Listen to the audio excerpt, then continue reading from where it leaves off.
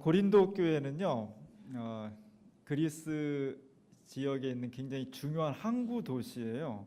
그래서 사도 바울이 50년, AD 50년 정도에 고린도 교회를 방문합니다. 고린도 지역을 한 1년 반 동안 머물면서 교회를 하나 개척을 해요. 그것이 고린도 교회입니다. 고린도라는 도시는 항구 도시로서 굉장히 번창한 지역이었고요. 아테네와 고린도 이 두 도시가 그리스에서는 굉장히 중요한 역할을 하는 그런 교회였습니다. 그런 지역이었습니다. 그 지역에 사도 바울이 지금부터 한 2000년 전에 교회를 하나 개척을 했습니다. 지난 시간에 제가 말씀드린 것처럼 교회는 천사들의 모임이 아니고 천사가 되고 싶어 하는 죄인들의 모임이에요.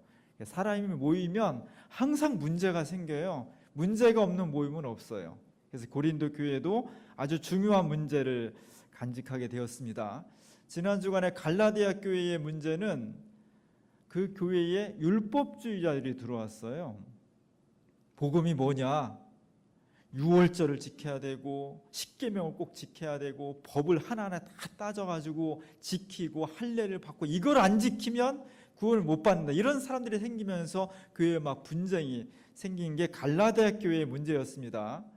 거기에 비하면 고린도 교회는 비슷한 문제가 생겼는데 여긴 율법주의자들이 아니라 열광주의자들의 모임이에요. 고린도 교회는 열광주의자들이 생겼어요. 열광주의는 뭐냐면 저 사진이 열광주의는 아닌데 막 신비한 거예요. 막 기도를 하다 보면 막 그냥 방언하고 입신하고 막 황홀경을 체험하고 막 기적이 일어나고 뭐 이런 것들이 교회에 막 흥행하게 되면서 수많은 사람들이 여기에 매료되게 되었다는 거예요. 우리나라도 70년대 80년대에 막 부흥회가 가는 교회마다 성행하고 또 기도원마다 사람들로 넘쳐날 때 저런 현상이 나타났습니다. 방언하고 치유하고 입신하고 이런 게 잘못된 신앙이 아니에요. 이게 필요한 겁니다. 신앙에서 이게 필요해요. 우리 교회도 이게 필요합니다. 부분적으로. 그러나 그것이 너무 그쪽으로 가다 보면은 사람이 허공에다 사는 거, 허공에 발을 딛고 사는 것 같아요. 날마다 입신하고 싶고요. 날마다 천국만 보고 싶고 뭐 이렇게 하다 보니까 어떤 현상이 일어나냐면 우리가 살아가고 있는 현실, 직장에 다니고 애 키우고 부모님 모셔야 되고 이웃들하고 막 살아야 되고 이런 현실에 대해서 싫은 거예요. 날마다 그냥 신비한 것만 찾고 싶은 거예요. 날마다 황홀경만 체험하고 싶은 거예요. 이러다 보니까 우리가 살고 있는 세상과 현실, 역사 이런 거에 대해서 무시하게 되는 그런 현상이 벌어지게 되는 거예요. 그러면서 이런 열광주의적인 신앙을 가지고 있는 사람들은 이런 생각을 하게 돼요. 우리가 신앙생활하는 황홀한 신비, 천국을 경험하고 입신하고 이런 것들은 대단히 소중한 것이고 뭘 먹을까 무엇을 마실까 직장 사람들하고 지지고 볶고 맨날 자식들하고 싸우고 이런 것들은 저차원이라는 차원이 낮은 삶이고 하늘을 말마다 경험하는 것이 고차원적이고 신비한 것이다. 이런 생각을 하게 됐다는 거예요.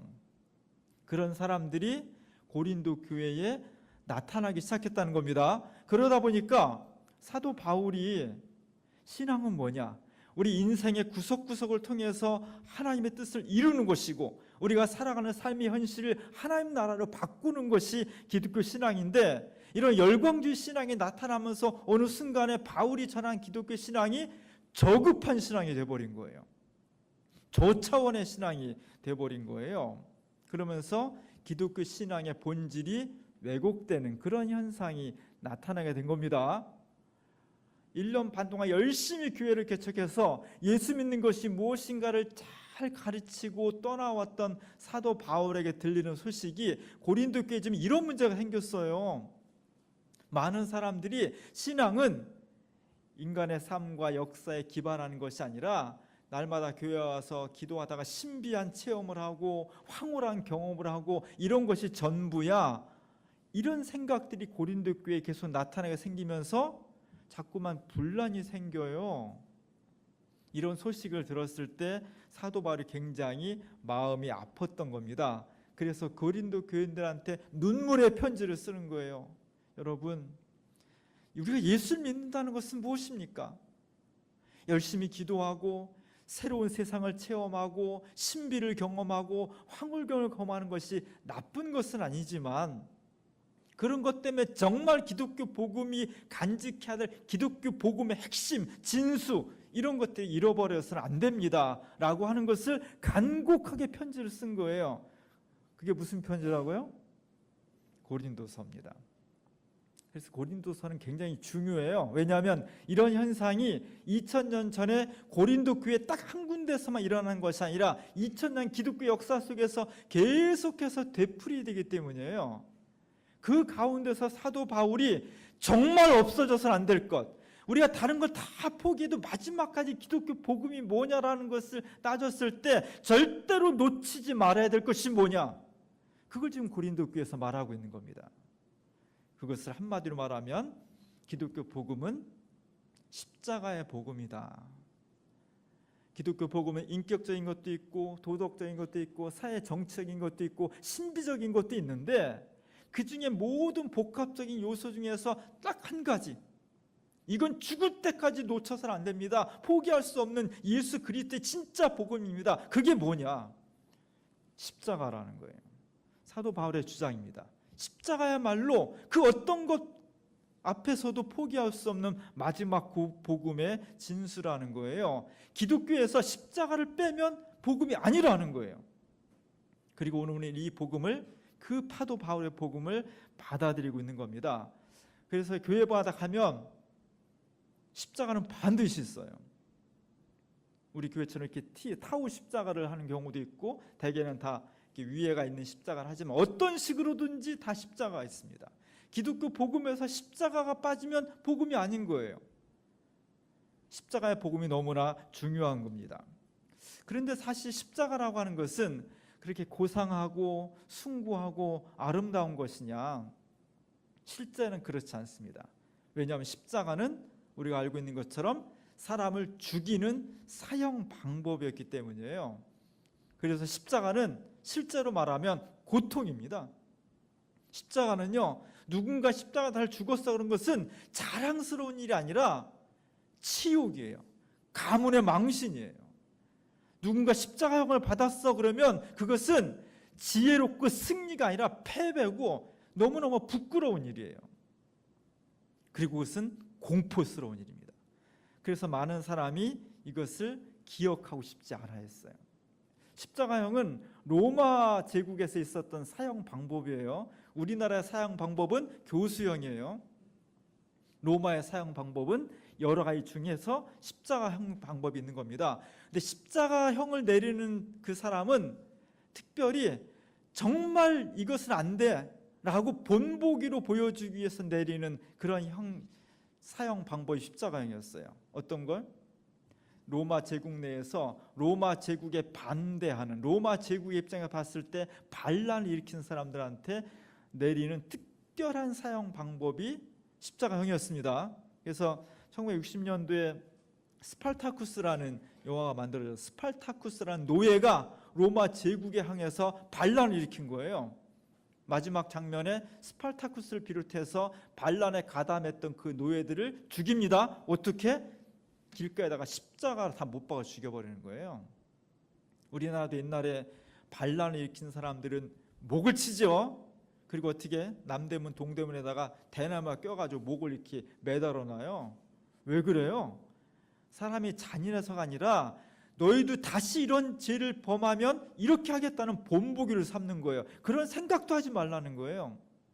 마찬가지로 로마 제국이 거대한 제국을 건설했는데 로마 황제에게 반대했다가는 입고를 당하니까 이걸 보고서도 로마에 반대하려면 하고 다시는 로마에 거역하지 마라라는 본보기로 시행하는 사형 방법이 십자가 처형이었습니다.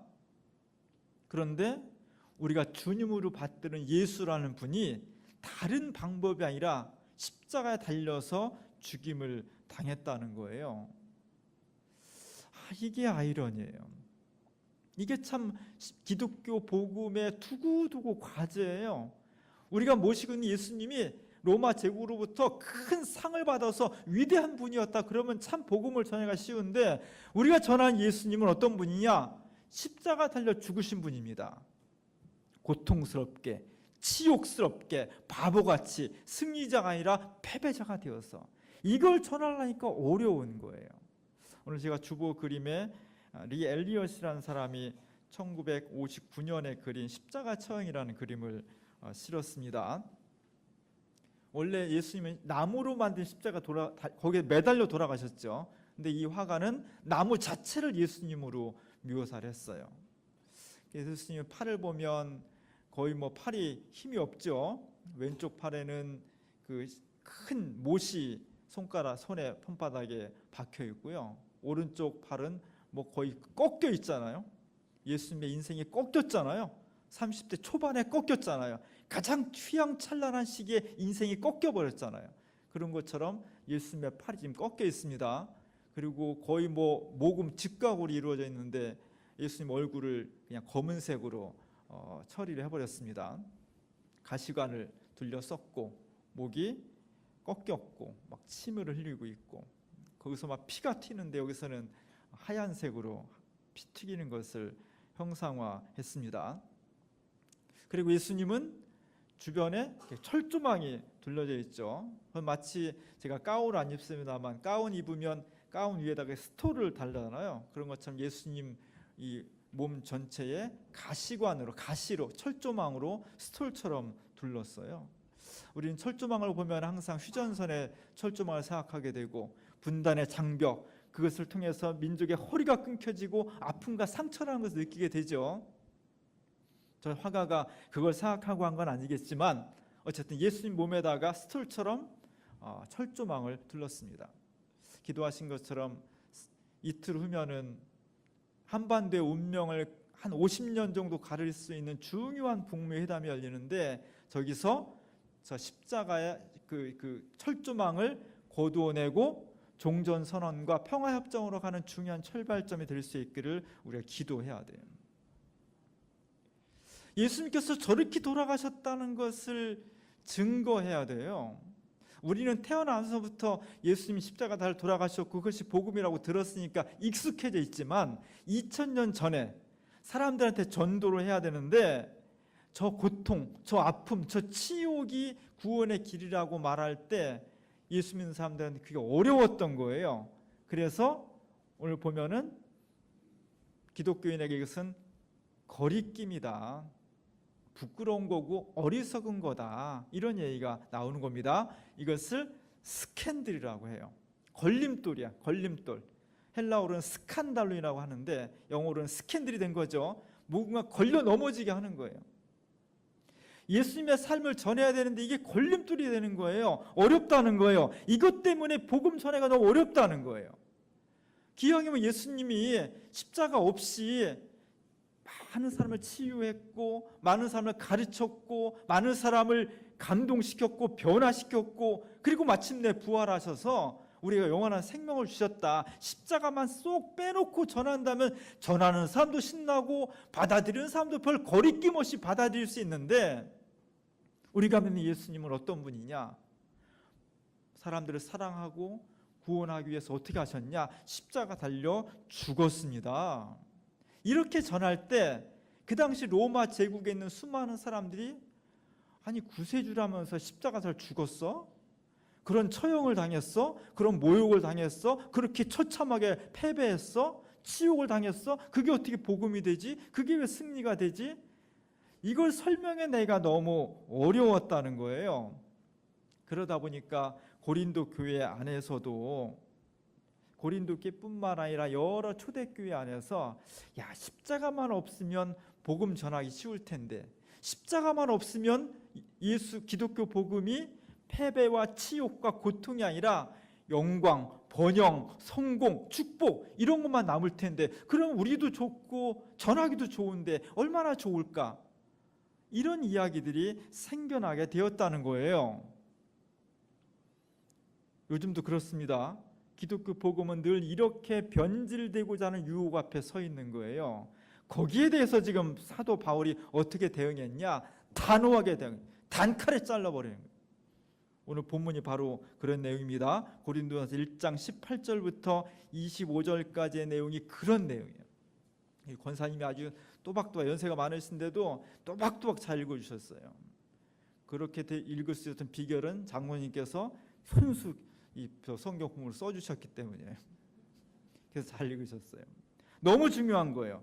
십자가의 도가 멸망한 자들에게는 미련한 것이요 구원을 받는 우리에게는 하나님의 능력입니다. 끝에쯤 가면 유대인에게는 거리끼는 것이요 이방인에게는 미련한 것입니다. 그러나 하나님의 어리석음이 사람보다 지혜롭고 하나님의 약하심이 사람보다 강하니라. 이게 기독교 복음의 신비예요. 모든 사람들이 다 어려워하고 모든 사람들이 다 거리껴하는 그리스도의 십자가, 이것이 저주고 실패고 아픔이고 기억하기 싫은 것인데, 무능한 것인데, 실패한 것인데, 오히려 그것이 지혜롭고 승리고 구원의 방법이라는 것, 그걸 어떻게 우리가 고백할 수 있을까? 그걸 어떻게 사람들에게 설명할 수 있을까? 이게 대단히 중요한 거예요. 그러면서 사도 바울은 이것이야말로 기독교 복음의 핵심이라는 겁니다. 예수 믿으면 행복하고 기쁘고 사람이 지혜로워지고 능력도 있고 치유도 받고 신비한 경험도 하고 수많은 사건이 있는데, 그 모든 것 중에 가장 핵심적인 것, 기독교를 기독교 되게 한 것, 복음의 핵심, 그것은 뭐냐? 바로 예수님께서 십자가에 돌아가신 것. 그것이 사람들이 볼 때는 저주스러운 것이고 고통스러운 것이고 두렵고 바보 같은 것이고 실패한 것처럼 보이지만, 하나님은 그 실패 속에, 그 연약함 속에, 그 저주스러운 것 속에서 사람을 구원하는 능력과 놀라운 지혜를 우리에게 주셨다는 겁니다. 이걸 믿는 게 복음이에요.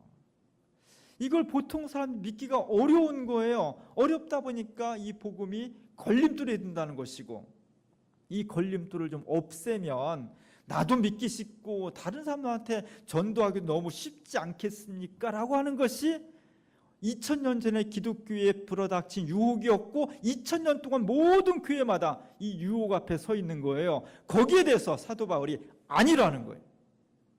기독교 복음, 신비주의도 있고 황홀한 것도 있고 여러 가지 요소가 있지만, 절대로 기독교 복음 중에서 예수 그리스도의 십자가를 제해버리면, 그것을 빼내버리면 기독교는 기독교가 아니라는 거예요.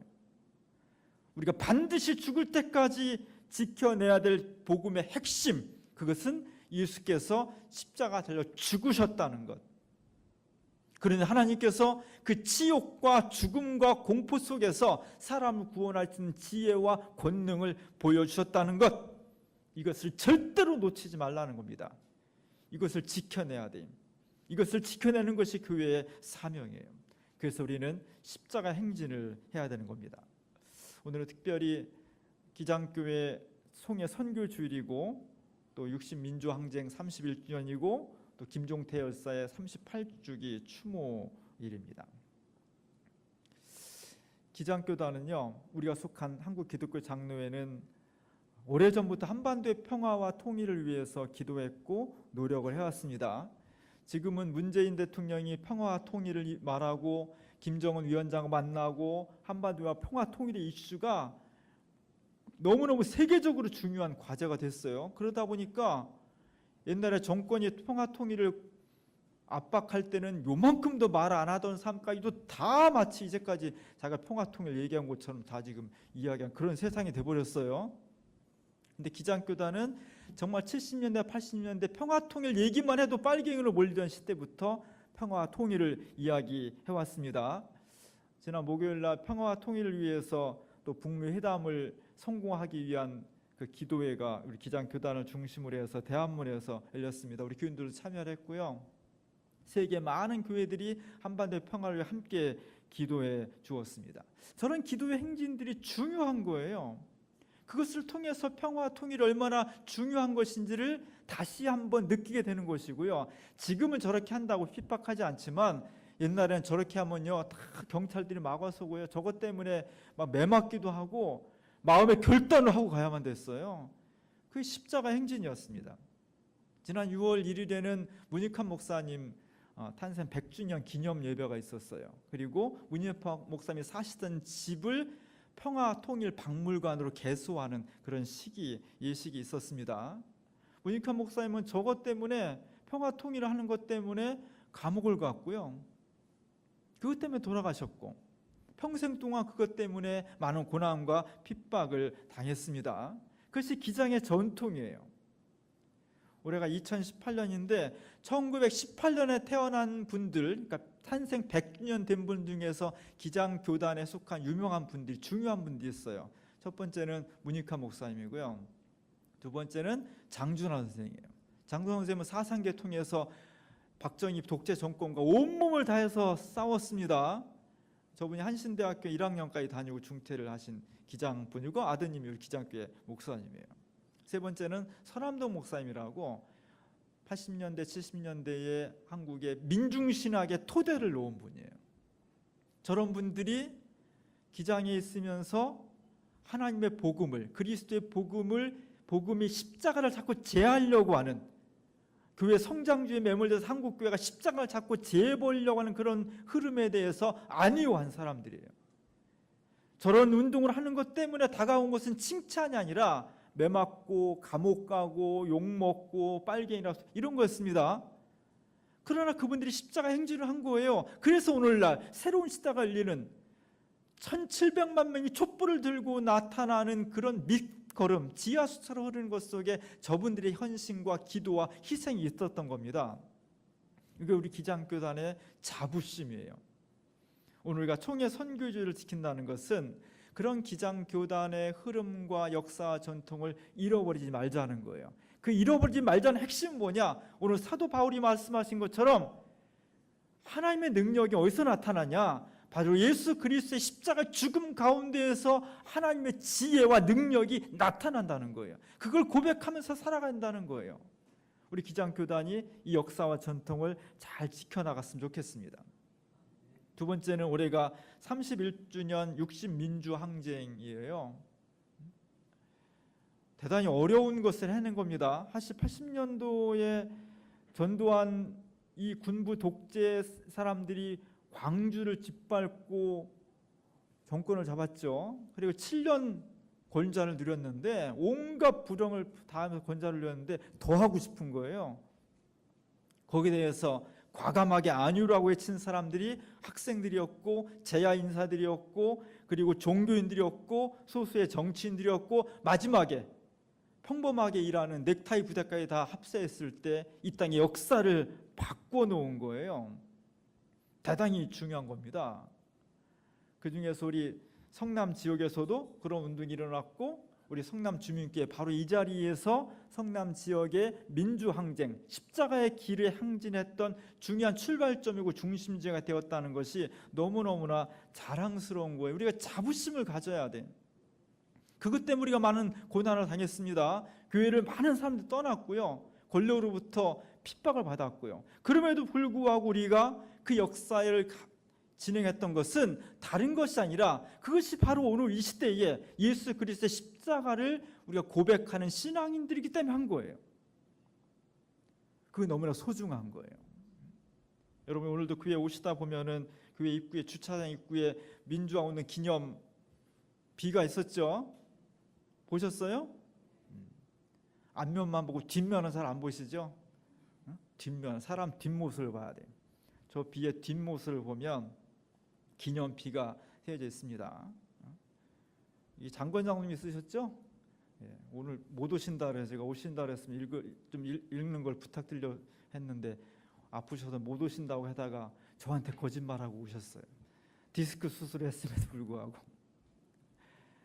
이런 글이 써 있는 거예요. 성남시 민주화운동 40주년 기념비 1973년부터 2013년까지 1973년은 어떤 해예요?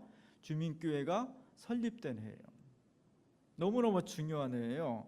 진리의 터, 정의의 기둥. 보이세요? 읽을 수 있겠어요? 네, 다 같이 한번 읽어보겠습니다. 진리의 터, 정의의 기둥.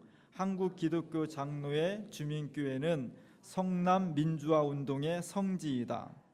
성남시는 1900년 광주 대단지 폭동 사태를 불러일으킨 개발 독자의 산물인 서울시 철거민들을 위해 건설된 계획도시로서 1973년 7월 1일 경기도 성남시로 승격 출발하였다.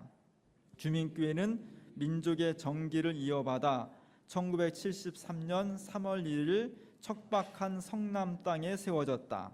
이곳을 중심으로 우리나라 민주화 운동과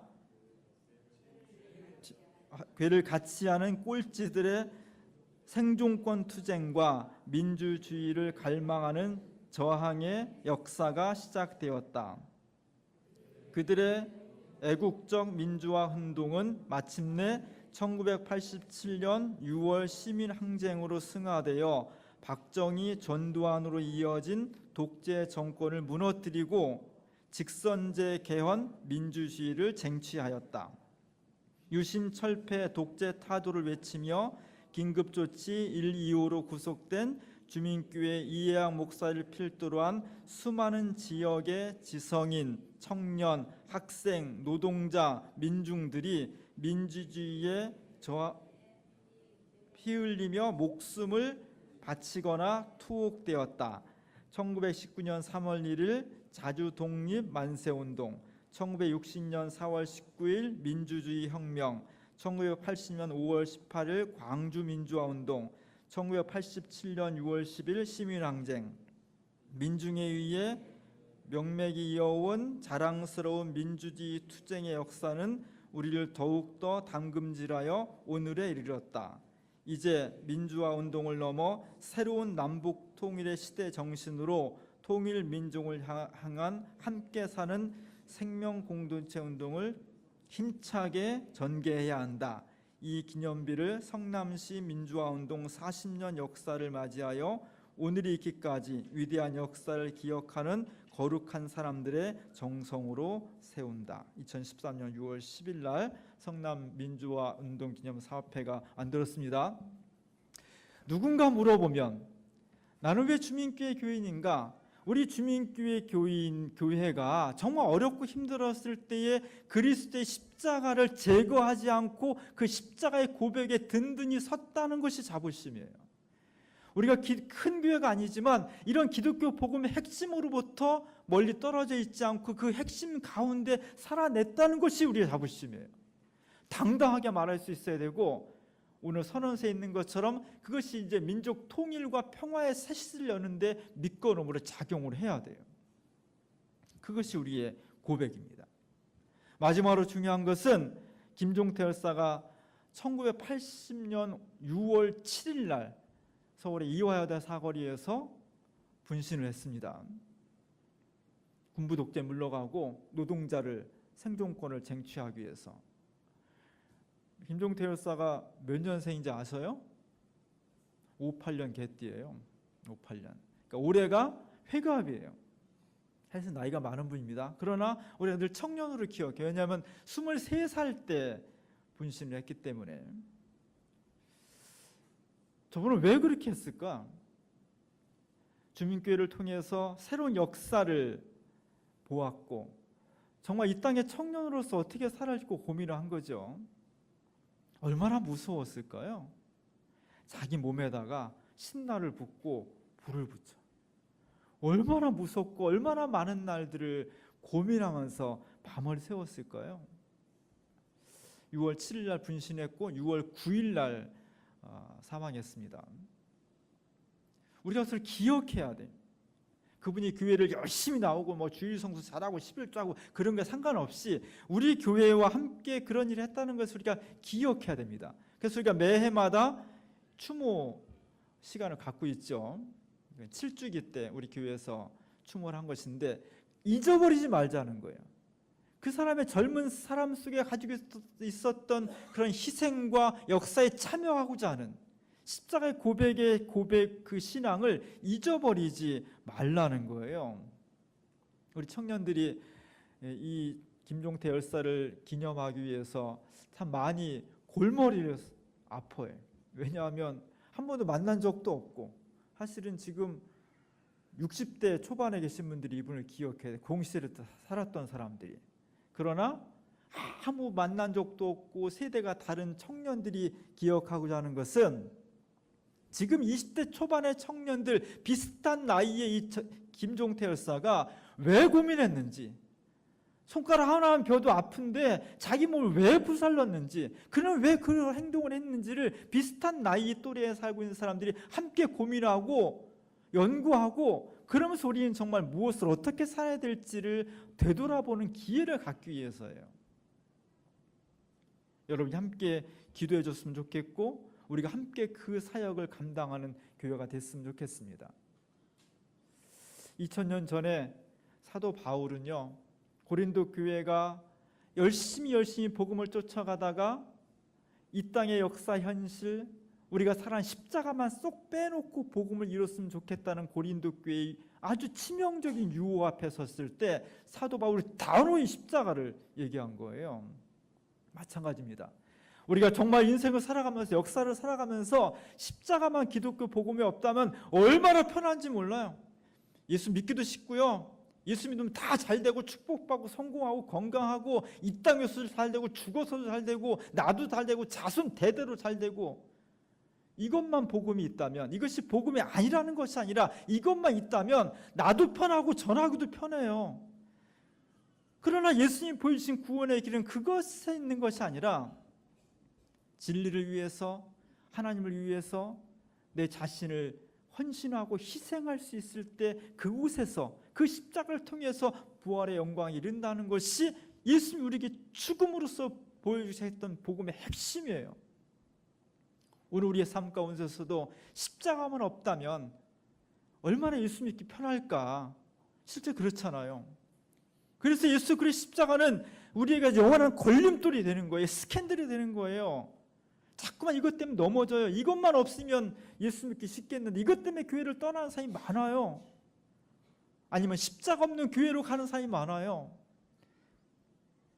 그래서 순간적으로 우리가 자꾸만 십자가를 우리 삶 속에서 제해버리고자 하는 고린도 교회가 당했던 유혹 앞에 서는 겁니다. 거기에 대해서 오늘 사도 바울이 얘기하듯이 진짜 하나님의 능력은, 진짜 하나님의 지혜는 어디서 나타나냐? 바로 십자가 위에서 나타난다는 이 고백을 받아들여야 돼. 그것을 다시 한번 확인하고 그 말씀대로 살아갈 때 우리가 지금은 어렵지만 그것을 꿰뚫고 일어나서 부활의 영광에 이룰 수가 있다는 것입니다. 세상에 많은 사람들이 십자가를 거리끼하고 미련한 것이라고 하지만 우리는 오히려 그것에서 십자가의 능력과 지혜를 발견할 수 있는 우리 모두가 될 수 있기를 주님의 이름으로 간절히 축원합니다.